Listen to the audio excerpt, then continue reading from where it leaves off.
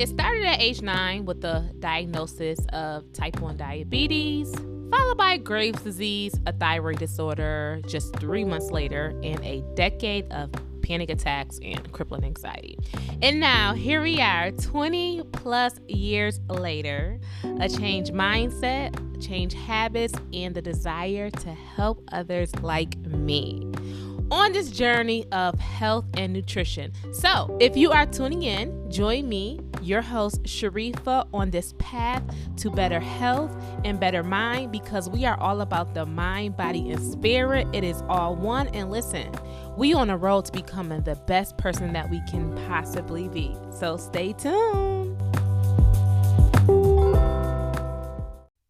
Hey everyone, welcome back to another episode of the Mental Health Diet. I am your host, Sharifa Viola, also known as Shri, and thank you so much for tuning in to today's episode. All right, y'all. So as you can see by the title, we're going to talk about something that I was not even aware of that had a name. It was something that was actually brought to me by my therapist.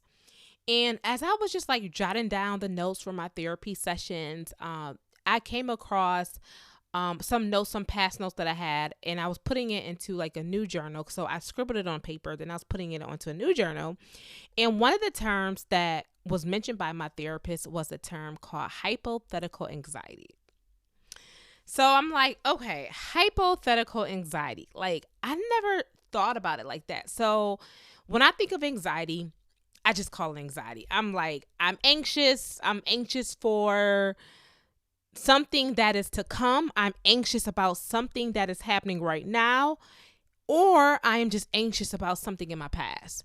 And so what I did was I did a little bit more research, and I wanted to bring the topic to you guys today about dealing with hypothetical anxiety.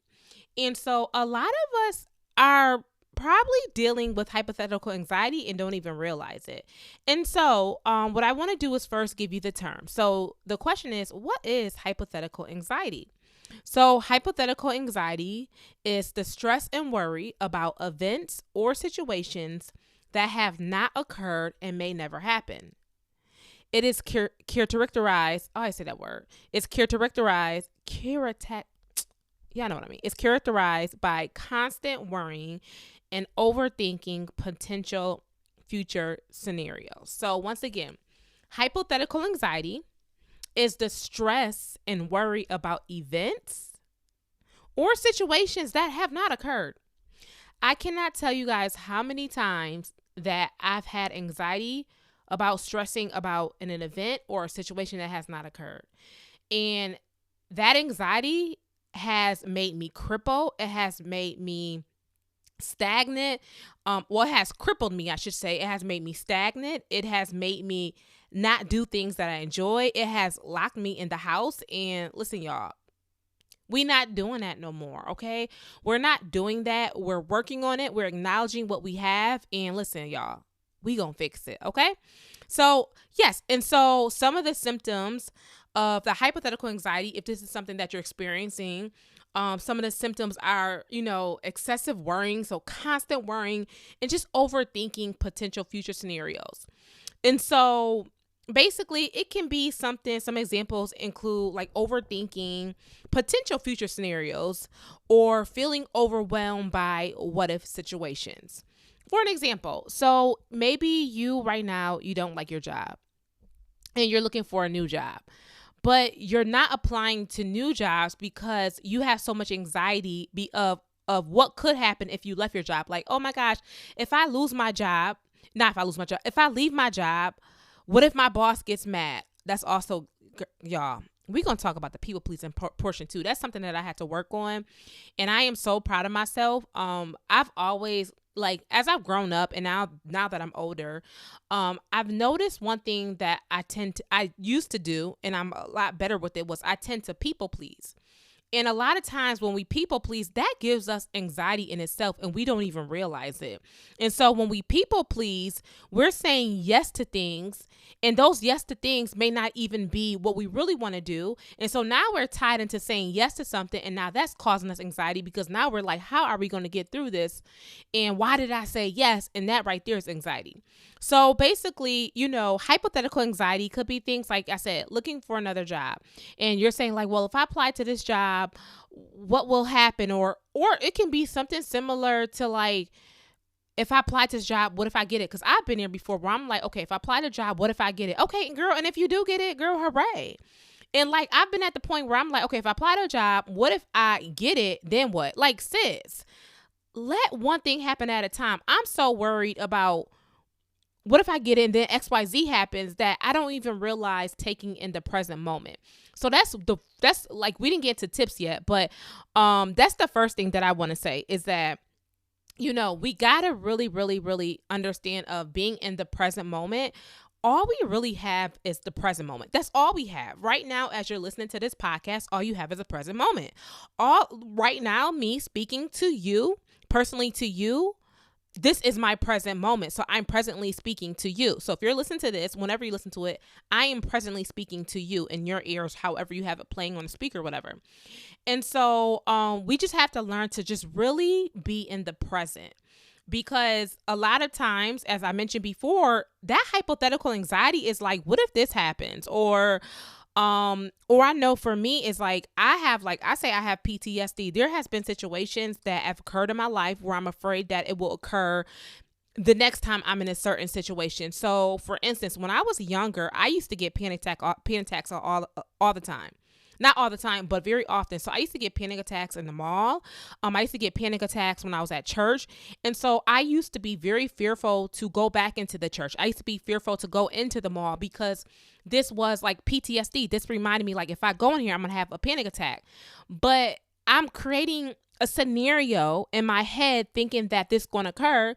And that's the thing about anxiety, if you experience it or if you know someone that experienced it, is that when you have these thoughts that something may occur, 9 times out of 10, it's going to occur. It's not because it was supposed to occur. A lot of times we bring on these symptoms upon ourselves for them to occur.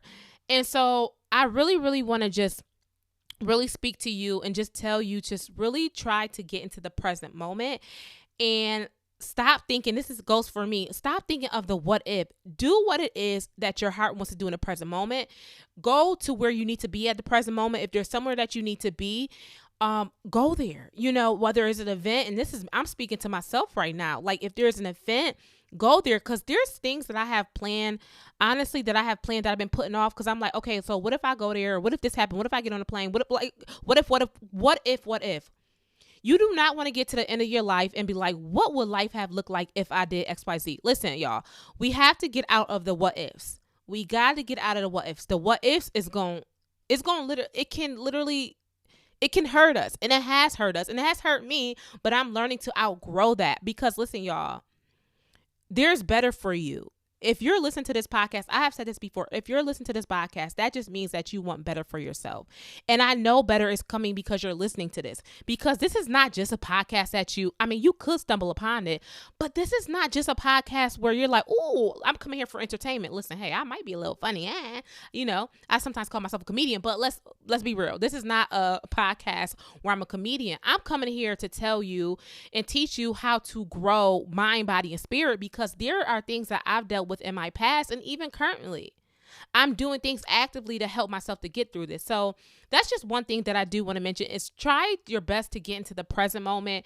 And instead of saying what if, say even if. Okay, so what if this happens? Or what if I get this job? What if I go to this event and maybe I might see him or her? What if I go to this event and I have a panic attack or anxiety attack? But how about we change it to even if? Even if I go to this event and I may feel weird, even if, let's change it from what if to even if. Y'all, I feel like I'm preaching because that was a whole nother episode that I want to do. What if versus even if, but whatever, y'all got it today. Y'all got a little hint today. So the next question is, where does hypothetical anxiety come from? So hypothetical anxiety often originates from a desire to control the future and avoid negative outcomes. For example, as I mentioned before, worrying, a little bit different, but for example, worrying about losing a job despite no signs of instability. Okay. So once again, hypothetical anxiety often originates from a desire to control the future and avoid negative outcomes. Y'all, one thing that I learned, especially from a spiritual end, is that we don't control anything, y'all. And let's listen, y'all. Let's keep it real, okay? I'm gonna keep it real 100, y'all. That's the thing about anxiety. I say anxiety is the enemy because anxiety is us trying to control stuff. We don't control anything. I believe in God. God controls the things. There are things that we can do, but at the end of the day, He's in control of everything. We can't control the weather. I can't be like, yo, I'm waking up today. Let's be 80 degrees. Like, no, I can't do that. I can't be like, yo, today all I can do is the best that I can do.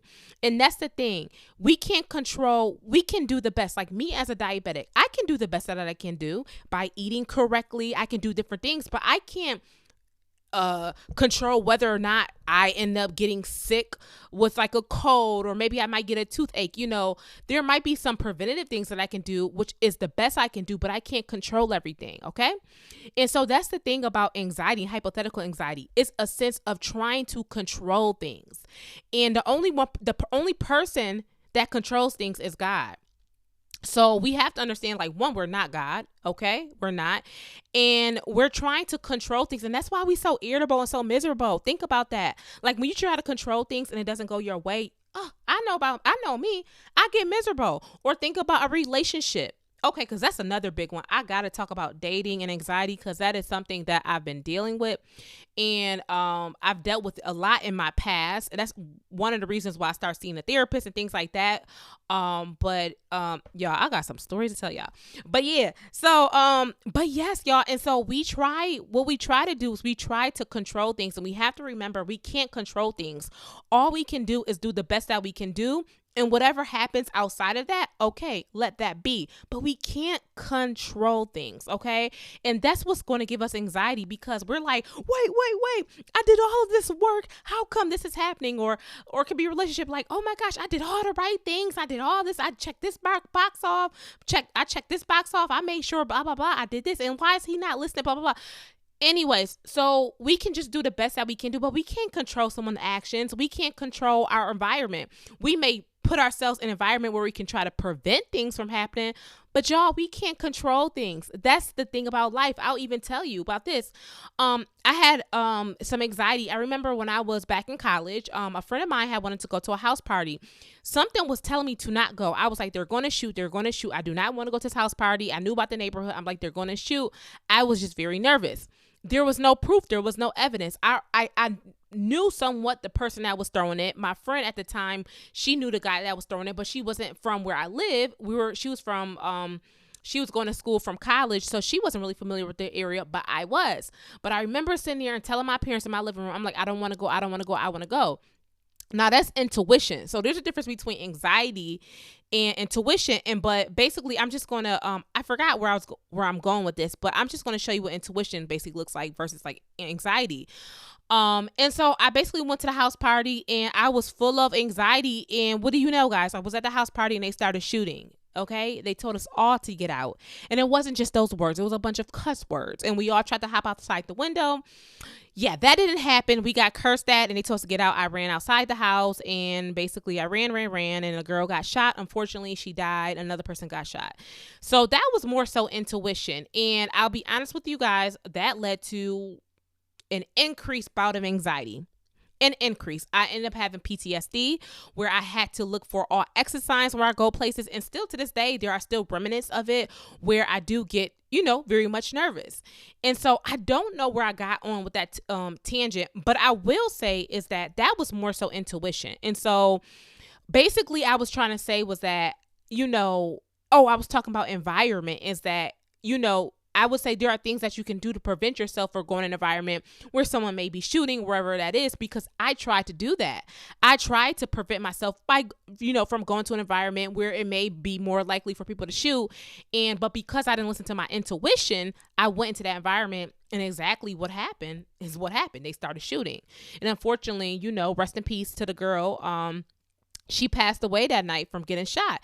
And so that was my intuition. And so what we're talking about is more so trying to control things. And so, like I said, we have to learn to not control. We have to learn to be in the present moment.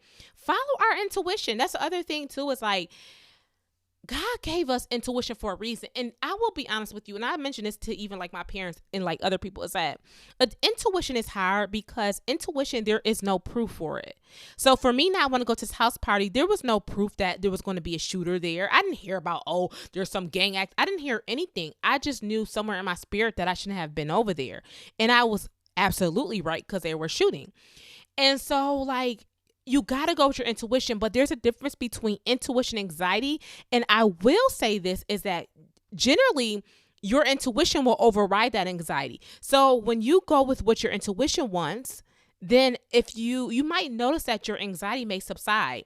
Versus if you're doing things against your intuition, against your will, or against whatever your body feels, a lot of times you're going to have the anxiety. And even for me, that's where some of my dating anxiety came from. There was another root problem where that came from.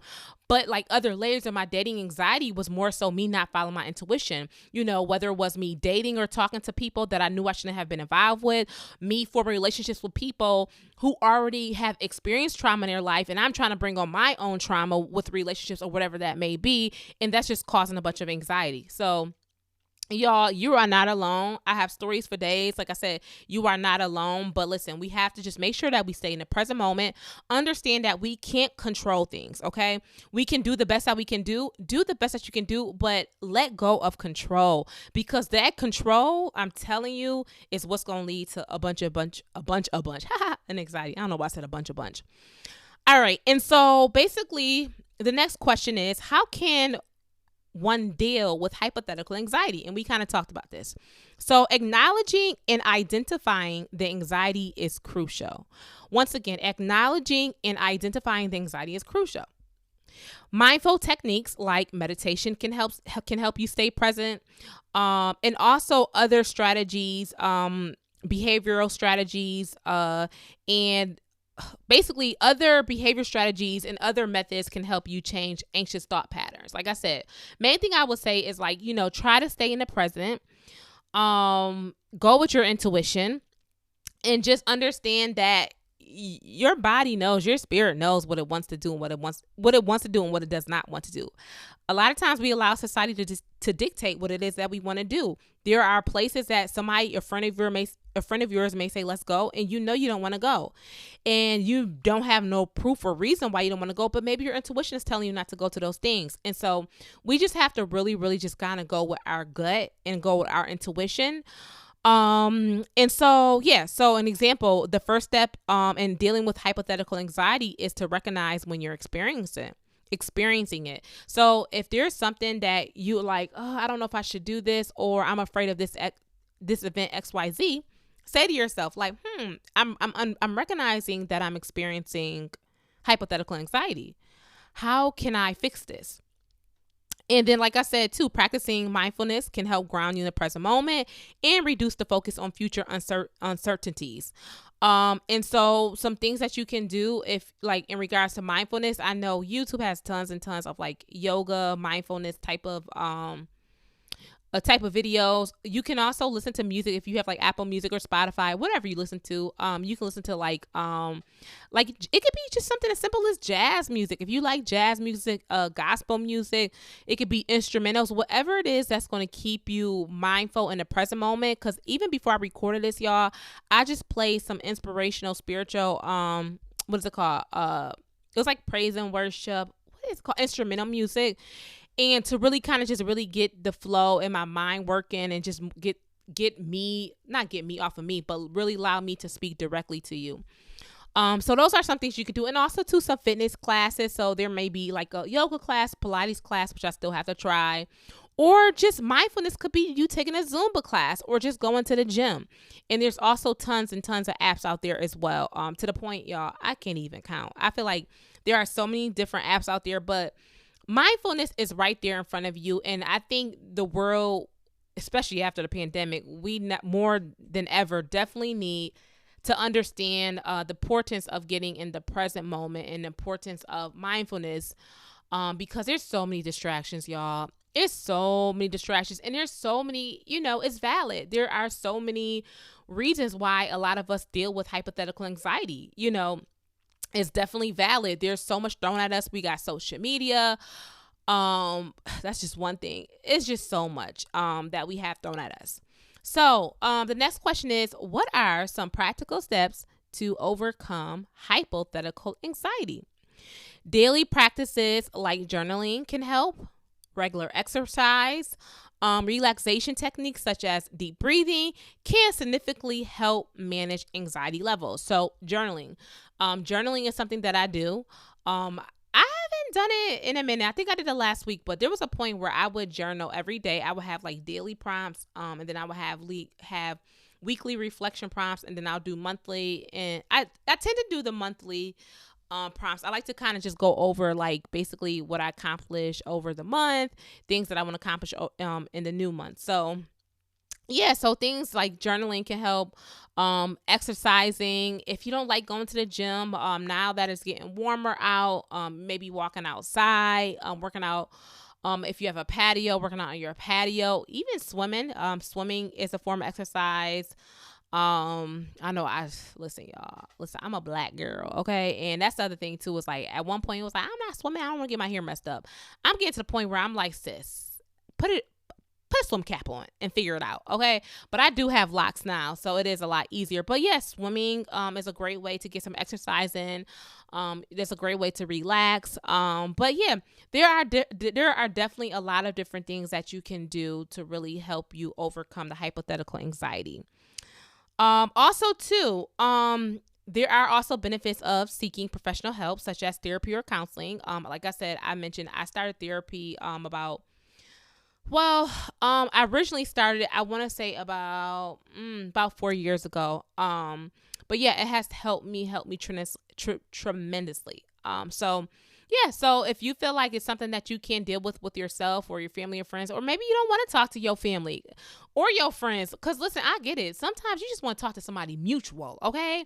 You don't want to tell everybody what's going on, because sometimes the people you're telling about or talking about what's going on are the people that are the problem. So that's why you got to go to a therapist sometimes, okay?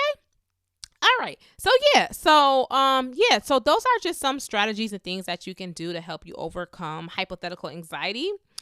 Writing down your worries can help you gain perspective and see patterns. So you can, get your journal and say like, okay, these are things that I'm worrying about. And then if you want to have like a spiritual, like a prayer journal, you can write down things that you worry about and just say, these are things that I'm worrying about. And these are things that I want to, these are things that I'm worrying about. And these things that I'm worrying about, I want to give to God. So you can also do that. You can write down your worries, and then you can present those to like a therapist. You can write down your worries and you can like look at them and be like, okay, why am I worrying about this? What is it? Not advice, but what is it there? What's out there that concludes that I need to worry about this? So like, what evidence is out there to show me that I should be really scared? And then also too, I will say this too, preparation is key, especially for someone that's dealing with anxiety. Preparation is key. Oftentimes, because I know with my anxiety try to trick me. So I be having anxiety sometimes. And then on top of that, if it's something I'm supposed to do, I'll do it like a couple hours before, really, really causing anxiety. So I'm like, girl, sis, stop. No, you trying to get yourself double anxiety. We ain't doing that. But yeah, so I would say preparation, preparing yourself, whether it's you're going on a job interview, if you're going on vacation, whatever it is, prepare. That will really, really, really help lessen anxiety. So today, basically in closing, Today, we explore what hypothetical anxiety is, how it manifests, strategies to deal with it, and ways to overcome it, and practical steps you can incorporate into your daily life. Okay, y'all? So, if you are someone that is dealing with hypothetical anxiety, just know that you're not alone. Like I said, I was someone who didn't even know that it even had a name until my therapist said hypothetical. I'm like, oh, I got hypothetical anxiety. Because I even had that, like, with medication. Like, if I take this medication, what if I take this medication, this will happen, XYZ. Like, sis, okay, what evidence is there that if you take this medication, XYZ will happen? Unless you've taken it before. Okay, so just really trying to understand, getting to the root to hypothetical anxiety is really helpful. But like I said, another option really is to have a journal and write down in the journal basically what things are causing you to worry. All right, y'all. Y'all already know what time it is. It's time for today's quote of the week. This week's quote of the week is walk in every situation over prepare. Okay. So when your anxiety tries to trick you, I'm going to tell you this, just be over prepared. Like, your anxiety be like, no, sis, if you go on that plane, or no, sis, when you travel, XYZ will happen. Over prepare yourself. Whether that means you got to do another, like a playlist, an extra long playlist on your phone. Whether that means you got to take some extra medicine, prescribed medication, or whatever it got to be. Okay, I ain't saying drug yourself, but I'm just saying make sure you prepare. Whether it means, bring the Bible with you, bring in some type of book, prepare, okay? Prepare yourself so that when you are in that environment, or when you do feel like you have a bout of anxiety, you like, wait, anxiety, what? I'm already prepared. So that is today's quote of the week. Walk in every situation over prepare. All right, y'all. Thank you so much for tuning in. Do not forget to make sure you guys go ahead and leave a rating and review if you have not done so. So if you've been listening to this podcast and you still have not left a rating, what are you doing? You can either leave a rating or you can leave a review. If you're on Apple Podcasts, you can do the same for Spotify. If you're on any other platform, I'm pretty sure there's a way to do that as well. If you feel like someone may benefit from this message, feel free to share it on your social media. Share it on whatever it is. It's Twitter, Threads, Instagram, Facebook. Share this with somebody, because you don't know who this can help, okay? Listen, I'm just trying to help somebody. I'm trying to also help myself, because listen, y'all. Listen, we gonna get through this. You are not alone. You are definitely not alone. So, so make sure you go ahead and leave a rating and review for this podcast. And do not forget, if you're listening to this, do not forget to go ahead and subscribe to this podcast for future episodes. Once again, thank you so much for tuning in. And I will see all of you beautiful people next week. Bye-bye.